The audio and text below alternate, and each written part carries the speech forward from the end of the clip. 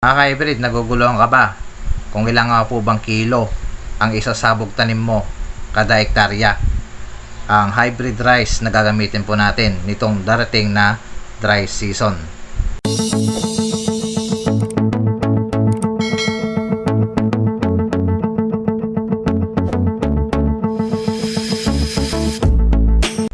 Magandang araw mga ka-hybrid, Lakbay Farm Vlog nagbabalik muli sa aking YouTube channel. At kung bago ka lang sa aking YouTube channel, huwag mo kalimutang mag-subscribe. Pa-hit na rin po ang notification bell para lagi kang updated sa mga bagong uploads at mga videos natin.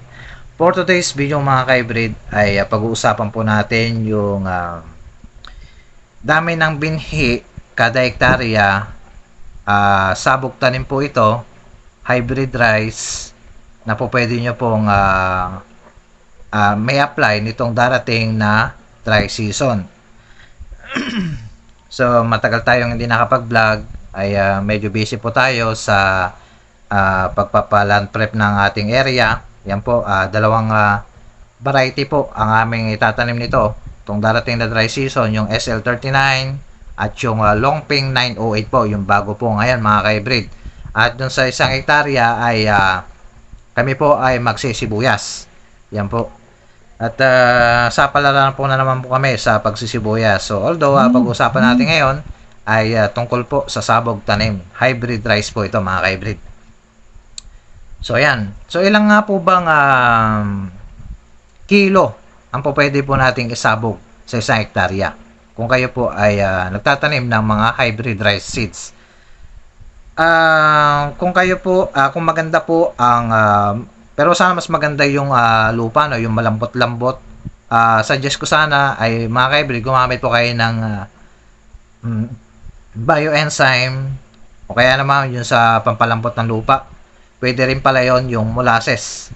Yan po. So wag niyo pong haluan ng fish amino acid. Molasses lamang po mga ka-hybrid. So ang gano'n lang po ang timpla, isa hanggang dalawang at can ng sardinas, pwede niyo pong i-spray pagka kayo po ay nagparator at kinabukasan, pwede po kayo mag-apply ng molasses para po lumambot po at gumanda po yung lupa na ating pagsasabugan ng ating punla mga ka-hybrid. So yan, kung ilang nga po bang kilo ang po pwede nating isabog. So base po sa Farmer Analytical Status ay mas magandang na po pwedeng isabog na kilo ay hanggang 25 kilos hanggang 30 kilos lamang po mga ka-hybrid. Yan po. Napakakunti lamang po mga ka-hybrid. So kung bakit ko sinasabing 25 kilos o sabi natin 30 kilos na lang ang po pwede nating isabog sa isang hektarya.